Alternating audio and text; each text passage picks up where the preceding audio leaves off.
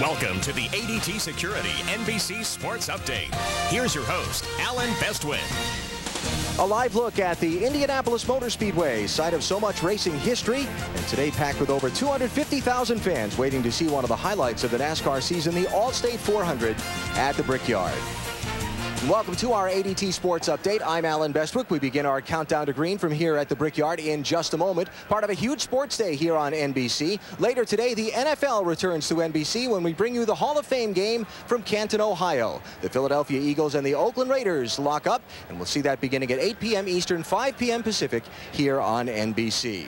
We start our sports update at the Hall of Fame enshrinement ceremonies in Canton, Ohio yesterday. 6 in the 2006 class. Harry Carson, Pro Bowl linebacker, along with Rayfield Wright from the Dallas Cowboys, a couple of times a Super Bowl winner. There's John Madden, Super Bowl winning coach, and our NBC broadcast colleague who called the game tonight. Warren Moon, 5 straight CFL championships with Edmonton, and the Minister of Defense, the late Reggie White, his honor accepted by his family. And the class of 2006 rounded out by 3-time Super Bowl winning quarterback Troy Aikman. Those induction ceremonies yesterday in Ohio. To racing now. Last night, the NASCAR Busch Series raced across town here in Indianapolis in the Kroger 200. Kevin Harvick took the lead from Denny Hamlin at lap 84 and led the rest of the way, pulling away from the field for a dominating win, his 5th of the season in the NASCAR Busch Series. Harvick led 117 of the 200 laps, leading a Nextel Cup Series driver's sweep of the top 5. Denny Hamlin had to pit late for an extra set of tires, wound up a very disappointing 8th. Harvick tries for the Indy sweep today here at the Brickyard from 10th starting spot. For more on today's race, log on to NBCSports.com. Benny Parsons will tell you whether or not Tony Stewart can repeat his emotional win of a year ago at Indy. That and more at NBCSports.com. And that's our ADT Sports Update. I'm Alan Bestwick. Countdown to green here at the Brickyard starts now.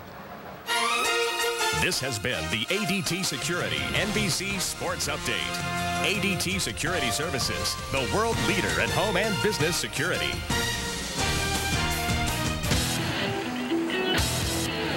This is the Bank of America Countdown to Green as we get set to go racing.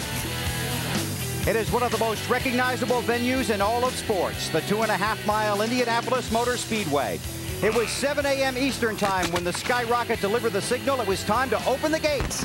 And some of the 250,000 fans began heading inside, but not straight to their seats. There was time to explore and experience this shrine to speed. Families and friends sharing the atmosphere that is unique to Indianapolis. Nearly 100 years of racing history lives here, and these fans have come to visit it once again. The Indianapolis Motor Speedway is so big, no seat allows you to see the whole track, but you can feel every mile and think about all the heroes that have raced and won here. The garage opened at 8 o'clock, and that's when the teams began final preparations for one of the biggest races of the year. As for the stars of the sport, each man knows he is just 400 miles from making history, if he can make it to victory lane at the Brickyard. It was just such a relief to know that we had finally done something that my whole life I had wanted to do, and that was win a race at the Indianapolis Motor Speedway. Tony Stewart, a native Hoosier, his dream comes true. I've got one trophy at my house, and it's the Brickyard trophy. You're joining some sort of a club, you know, that aren't just restricted to NASCAR drivers. It is a walk into greatness, a canvas of grays and green outlined in brick. Indianapolis. Today, racers from different backgrounds chase the same dream. The California kid, Kevin Harvick. I grew up in Bakersfield, a Rick Mears fan, and wanted to race Indy cars my whole life. My dad used to take me to watch it on closed-circuit TV. Never dreamed that I would have the opportunity to race on this great racetrack. Growing up in Southern California, Robbie Gordon, Rick Mears, Roger Mears, these guys all left off-road racing and went to Indy cars. So that was my vision as a kid. It's been around for so long and has so much history to it, it's just incredible. No matter how many wins are behind you, you have to have this one. Today, the drivers have the best seat, but they have all been in these seats. The first time we came here as NASCAR, I mean, it was kind of like walking on grounds that we weren't supposed to be walking on. It was even bigger in real life than what you had made it out to be. And I'll never forget coming here for the first time in 1994 and just a dream come true for me, let alone winning. Winning was beyond my dream. This was a big deal for my dad. It was a big deal to him to race here and to win here, and meant a lot to him. You definitely want to add your name to it. But today it's not your name, it's your number that you want to see in lights. You want to be remembered at a place no one ever forgets. Winning at the Brickyard. Here you can taste the victory. For me personally, to cross the finish line here, this was probably the ultimate race for me to win. Just very fortunate to finally get my name on a list of people who were fortunate enough to win here. A win at Indianapolis. It provides the memory of a lifetime. We beat Rusty there and drove away from him at the end, and it was just a phenomenal day. I mean, it was 5 hours before we left. Victory here means you own the trophy, but not the track. Nobody ever owns this place. You know, it's kind of like a lease. Like a very wise man said, it's time to renew my lease. But the lease on history never expires. These men know the thrill of winning at Indianapolis. Today, they are among 43 drivers chasing racing's highest honor, victory at the Brickyard.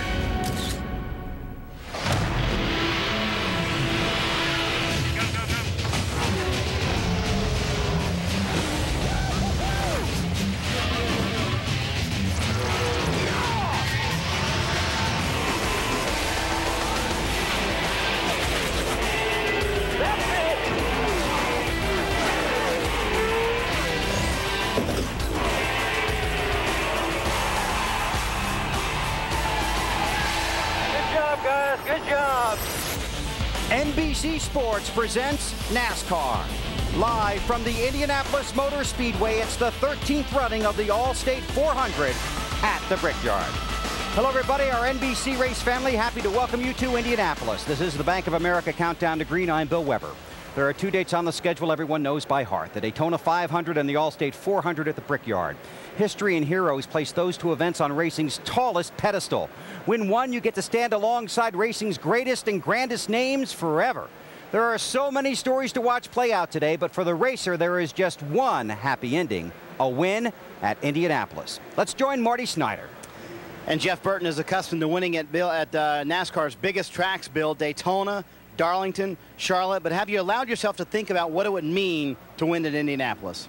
Since I was 5, you know, I mean, this racetrack is so much history, and I grew up at 5 years old knowing what I wanted to do, and that's what I'm doing when I'm 39, and without a doubt, watching the Indy 500 and all the history that's created, you certainly couldn't have the aspirations I had and without wanting to win this race. The third place man in the championship will lead the field to the green flag. Matt Yoakum. Marty, every driver will tell you this isn't just any other race, it's the Brickyard, and rookie Clint Boyer starts on the outside of the front row. So knowing how good a car you have, how tough is it not to put undue pressure on yourself? Oh, it's real tough. You know, got a really fast hot rod. Everybody, Gil Martin and all the guys on Jack Daniels Chevrolet have done their homework, brought me a fast hot rod. We got a shot at this thing. We just got to keep it up front. You know, we're starting up front, and the hardest part is to keep it there. Long race, you got to stay patient, be good in the pits. I know the guys are going to be good in the pits, and be there at the end of this thing. If he can pull off the win, it'll be huge for 2 different reasons. First, number 07 has never won a race at Indy in a century of racing, and plus, owner RCR, it'll be their 3rd win here with 3 different drivers. Dave? As an open-wheel racer growing up, Indianapolis is a very special place to J.J. Yaley. J.J., what are the emotions going into starting your first Indianapolis race at the Brickyard 400? I guess I need to put my uniform on. Everyone else has got their uniforms on going to the front straightaway. You're a little behind here. I'm a little behind, and if I'm a little behind now, I get it out of my system. That way I'll be good to go here in a little bit. But we had an excellent qualifying run in the Imatrack Chevrolet. Looking forward to a good run here back at the Brickyard. I've been here before, a little bit different scenario, but qualified good. I think that was the biggest key to this week. All right, JJ, go ahead. I hope. He does start up front, which is a big key today. Hard to pass at this place, and he's got a good starting spot. To Alan Bestwick. With South Bend, Indiana native Ryan Newman, who starts 8th today, growing up as a native Indianan, if that's the right word to use. Hoosier. Hoosier? Yeah. Thank you. That's even better. Did racing here Was that something you dreamed of as a child? Yes and no. I mean, when I was dreaming of driving in a professional series, it was always NASCAR and stock cars, and at the time they weren't racing here until about '94, whatever it was, when they came. And then it was cool because I was down here for one of the first tests they ever had, and it was neat to watch them go down the straightaway. And just happy to be achieving that goal and racing here, and look forward to trying to get Roger Penske 2 in 1 year. How do you rate your chances today? Better than the rest of this season. I think we've rounded a little bit of a corner, and I think the Alto Dodge will be in pretty good shape. It's just all about track position. Native Hoosier, thanks for the help with that. Ryan Newman. Partner Benny Parsons. Many of you know Benny recently began treatment for lung cancer. Usually in the garage, you're asking teams, how you doing? This week in the garage, everybody's asking you, how you doing? It's phenomenal. Everyone wants to, hey, how you doing? I'm feeling fine, folks. And for all you fans that have written and emailed and called and wished me good luck and praying for me, it's helping. I thank you very much, but I feel fine. Because your mailman was complaining about bringing all those extra bags of mail to your front door. It's that thick every day. You're going to get through all that? I think so. The doctors say that it's a winnable situation, and that's what I'm trying to do, win. Okay, well, we're all behind you. We know you can get another victory here and that, all right? You ready to go to work? I am. Well, what's the big story down there? You were at the drivers' meeting. Tires, tires, tires. You know, when they tested you 3 weeks ago, a great deal of tire wear. Goodyear said it's going to get better, and it has gotten better, but it's still not there. So bad, as a matter of fact, NASCAR has mandated a caution flag, a competition caution around lap 15 and another one around lap 40 to let these guys change tires, make adjustments on their car to try to get through this thing. When we first got here, they're looking at maybe 5 laps on a set of tires, and now some guys can only run about 15 laps. And tire pressure under the microscope here. Yes, yesterday they had 4 left front tires go flat. Kurt Busch had a left front tire go flat, hit the wall, destroyed his car. And these guys were going down on air pressure, making the car handle better. NASCAR and Goodyear came up with 16 pounds minimum, and they'll have their inspectors with air gauges in the pits, making sure that every team has a minimum 16 pounds in the left front and 37 pounds in the right front. You excited? Oh, yeah, this is Indy. Me too. I'll see you in the booth in a few minutes. Oh, but it's definitely a lot different. I mean, you know, this place is the holy grail to me. Tony Stewart, a native Hoosier, his dream comes true. Tony Stewart wins at the Brickyard. Let the party begin.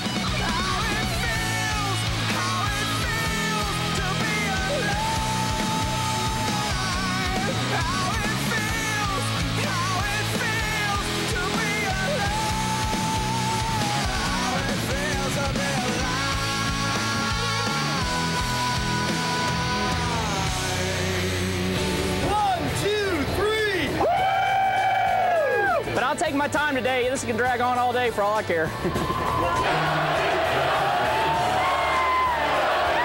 After a lifetime of dreaming and 6 seasons of trying, Tony Stewart is the champion at Indy. You know, I can die a happy man now, finally.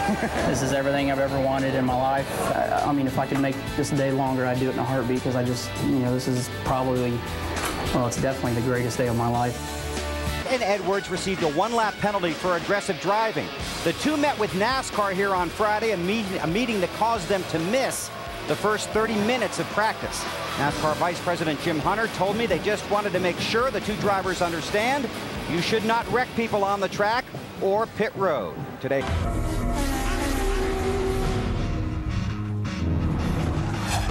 Oh, contact up ahead. What was that? Liuzzi suddenly slowed. He just drove right into it.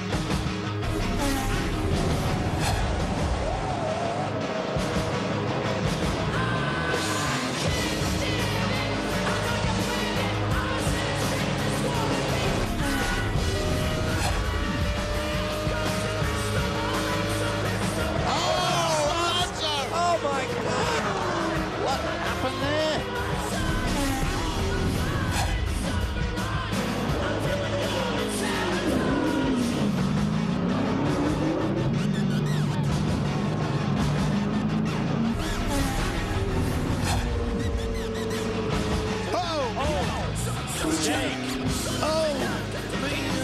But he feels good enough to sign a few autographs while making the long walk back.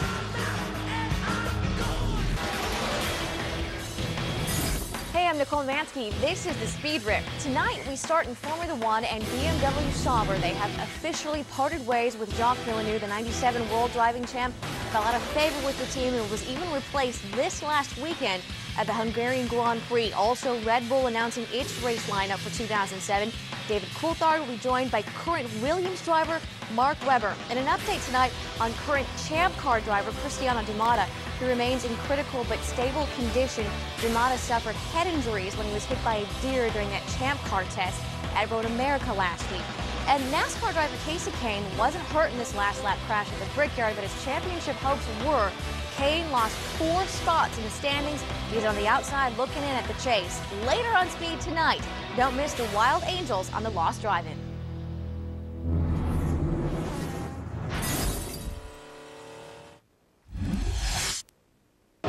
Jeff Burton takes them to the green flag. They're racing at Indianapolis. On the track, Jeff Burton, the race leader. Harvick joined his teammate up front, then trouble for the 4-time winner. We got a car slowing down on the racetrack. It looks like Jeff Gordon. A failed part triggered a day-long comeback effort.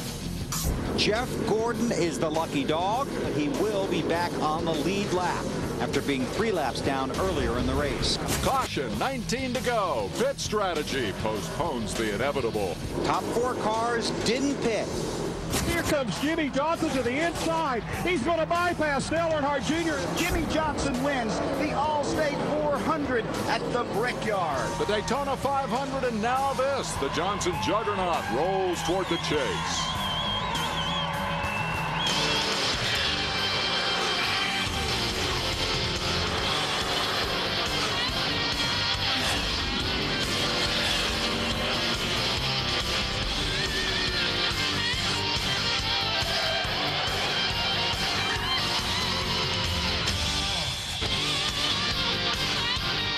Hi there, welcome to Inside NASCAR Cup. Dave Despain, Brian Vickers, Michael Waltrip, and later to be joined by the winning crew chief, talking about the All-State 400 at the Brickyard. Brian, tire strategy got you to the front for a little while yesterday, but it was a tough game to play yesterday. Tire strategy at the end, too. We'll get to that later. We'll talk about that a little bit. Yeah, it was. You know, we had the GMAC car ran well most of the day. There was times